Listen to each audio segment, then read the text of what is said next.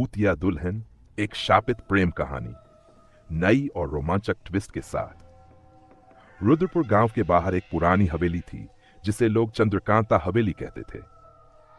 यह हवेली अपनी खूबसूरती के लिए नहीं, बल्कि वहां होने वाली अजीब घटनाओं के लिए मशहूर थी। कहा जाता था कि वहां एक दुल्हन की आत्मा भटकती थी, जिसकी शादी की रात एक रहस्यमयी घटना में मौत हो गई थी। गांव के लोग इस हवेली के पास भी जाने से डरते थे, लेकिन एक युवा पत्रकार विक्रांत को इन कहानियों पर विश्वास नहीं था।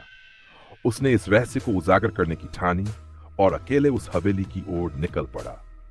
पहला भाग, हवेली का रहस्य। विक्रांत एक निडर व्यक्ति था।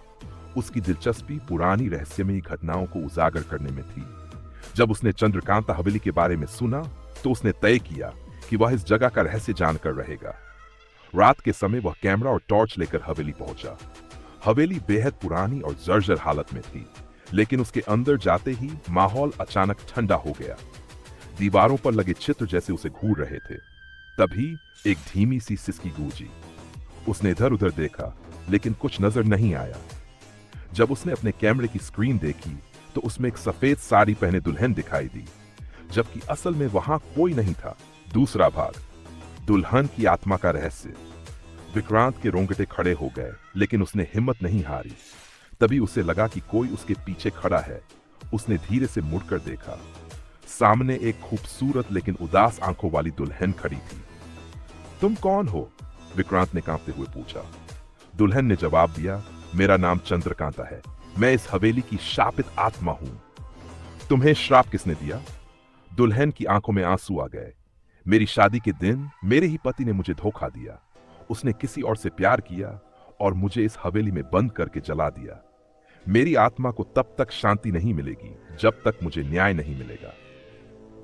तीसरा भाग, एक नया रहस्य। विक्रांत को दुल्हन की कहानी पर दया आ गई। उसने सोचा कि अगर वह सच्चाई का पता लगा ले तो शायद आत्मा को मुक्ति मिल जाए। अगले दिन उसने गांव के बुजुर्गों से इस हवेली और दुल्हन की कहानी के बारे में पूछताछ की, लेकिन सभी ने उसे चुप रहने को कहा। परंतु विक्रांत को गांव की एक बूढ़ी औरत मिली, जिसने उसे बताया चंद्रकांता की आत्मा को कैद करने के लिए एक काला जादू किया गया था। उसे तभी मुक्त किया जा सकता था जब कोई व्यक्ति उसे प्रेमपूर्वक स्वीकार कर ले और उसके साथ 7 फेरे ले। यह सुनकर विक्रांत दंग रह गया। क्या वह इस श्राप को खत्म कर सकता था? चौथा भाग, प्रेम या छल। विक्रांत ने सोचा कि वह चंद्रकांता की आत्मा से विवाह करके उसे मुक्ति दिला सकता है। उसने रात में हवेली जाकर यह प्रस्ताव रखा। दुल्हन पहले तो हिचकिचाई, लेकिन फिर उसने हां कह दिया। हवेली में अचानक रोशनी फैल गई और वहां एक भूतिया मंडप बन गया। लेकिन जैसे ही विक्रांत ने चंद्रकांता का हाथ पकड़ा, अचानक उसकी आंखों के सामने अंधेरा छा गया।